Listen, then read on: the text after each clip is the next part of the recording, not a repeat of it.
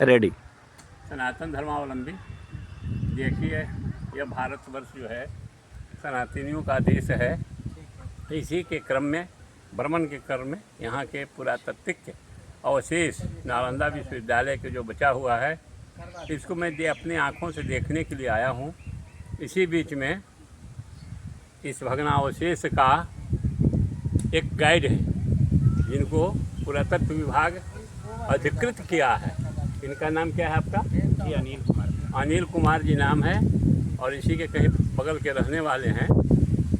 ये देखिए, देश का धरोहर, 12 भाषा बोलते हैं। हाँ, देश का धरोहर नालंदा विश्वविद्यालय को बख्तियार खिलजी ने जला करके सनातन धर्म को नष्ट करना चाह रहा था बंधु, लेकिन इन्होंने बताया कि मैं 12 भाषा का ज्ञाता हूँ। बताइए, देश विदेश के लोग आते हैं। अनिल जी ने बताया कि मैं 12 भाषा बोलता हूँ, तो हम लोग भी इनसे मदद ले रहे हैं। ऐसा नहीं कि नहीं, हम यहाँ के हैं इसका मतलब यह नहीं कि इनसे सेवा नहीं लेते हैं, क्योंकि बिना गाइड का, बिना निर्देश का, बिना मार्गदर्शन का इसे कोई देख नहीं सकता है, घूम नहीं समझता है, समझ नहीं सकता है बंधु। तो अभी गाइडों में सबसे अच्छा है अनिल जी। तो मैं, शायद मेरा चैनल जानते होंगे, पंडित अखिलानंद द्विवेदी का है चैनल, तो मैं अपने चैनल के माध्यम से कहना चाहता हूँ कि अगर आप यहाँ आते हैं घूमने के लिए तो अनिल जी से आप सहयोग लीजिएगा, बहुत बहुत आपको लाभ मिलेगा। जय हिंद, जय भारत, जय सनातन, जय गुरुदेव। कुछ अनिल जी आप भी बता सकते हैं इसके बारे में। ये विश्वविद्यालय नालंदा है, जिसको आप देखने आए। नालंदा विश्वविद्यालय का निर्माण 5वीं शताब्दी में मगध के राजा कुमारगुप्त ने किया था।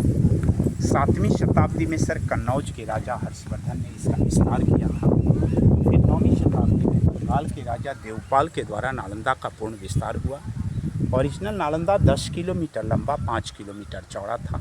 10,000 विद्यार्थी, 1,500 प्रोफेसर यहाँ अध्ययन अध्यापन के कार्य में लगे हुए थे। लेकिन 12वीं शताब्दी में बख्तियार खिलजी के आक्रमण से नालंदा का सर्वनाश कर दिया गया।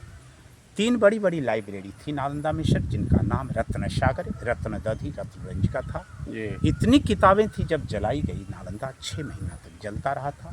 फिर धीरे धीरे भूकंप आया और ये पूरा मिट्टी से कवर्ड हो गया था, एक पहाड़ के जैसा।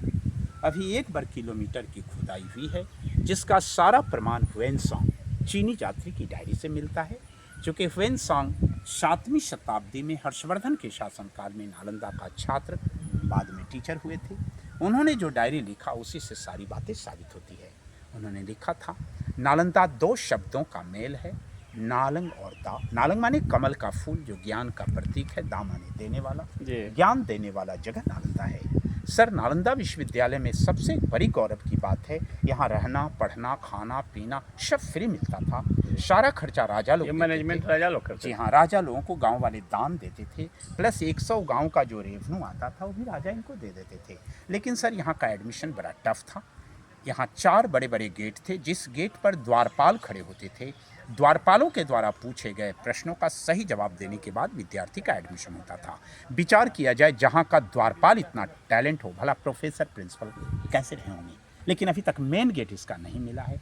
एक छोटा सा वो दीवार काट करके रास्ता बनाया हुआ है, जिससे आप इंटर किया, उसी से आप वापिस बाहर आते हैं। एक बात बताइए, ये जो यहाँ के सिर्फ भारत के ही लोग आते थे कि पूरे? नहीं, ऑल ओवर वर्ल्ड से, मैक्सिमम फ्रॉम एशियन कंट्री। देखिए बंधु, हमारा देश कैसा शुरू से रहा है शिक्षा के क्षेत्र में, कि पूरे विश्व के गुरु रहा है ना, गुरु रहा है।